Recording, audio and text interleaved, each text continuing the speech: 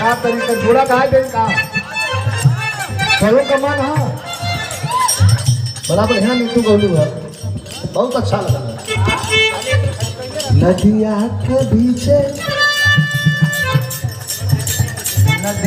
के बीचे जैसे नैया बोले अवसही बरसैया तूने हो सब गावे लगत तो हम एक ठे लिखली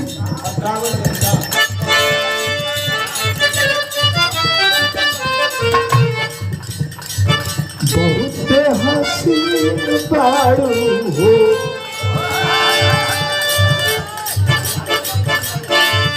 बहुत हसीन बाड़ू हो लागत कमसी बाड़ू हो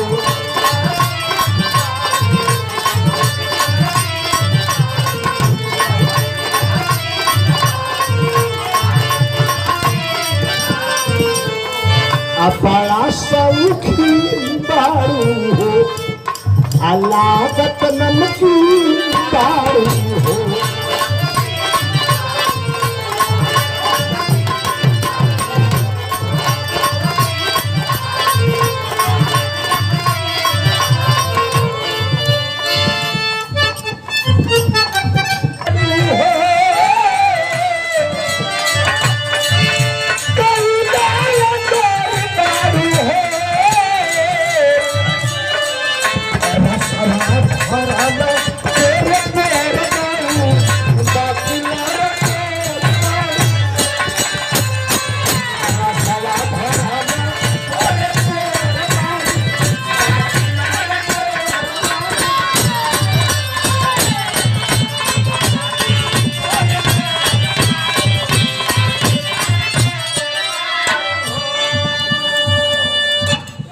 पुत्र हैं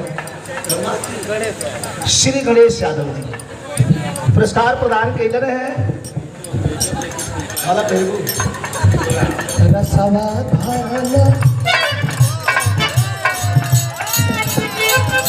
रसवा भरल तेरे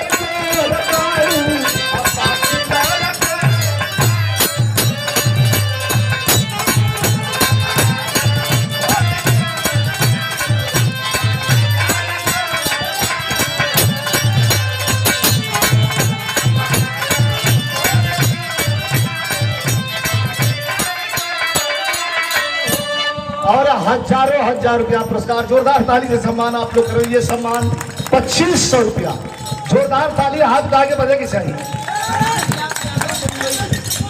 राम विलास यादव जी बम्बई अरौली वाला अच्छा वो हमारे शिष्य। एक समय वो लड़कन का ऐसा हल्ला रहल हमारे छेला कि लइकवा जहाँ तहाँ बड़खवन के सब खराब कर दिए। वही राम विलास यादव 2500 रुपया पुरस्कार प्रदान कैलन है और नीतू जी के इनके भी 2500 गलत उतना दूर से तो केहू से भेजवा दे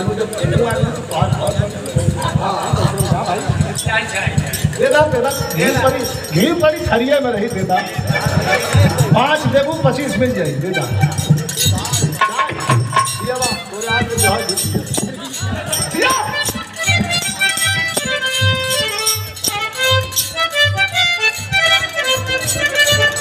देखा सब क्यों पैसा देखो लेकिन अपना तो होला हमार भूख मिटावे दे चाय दिन है 2 3 है तो उनका भूख बहुत बहुत धन्यवाद।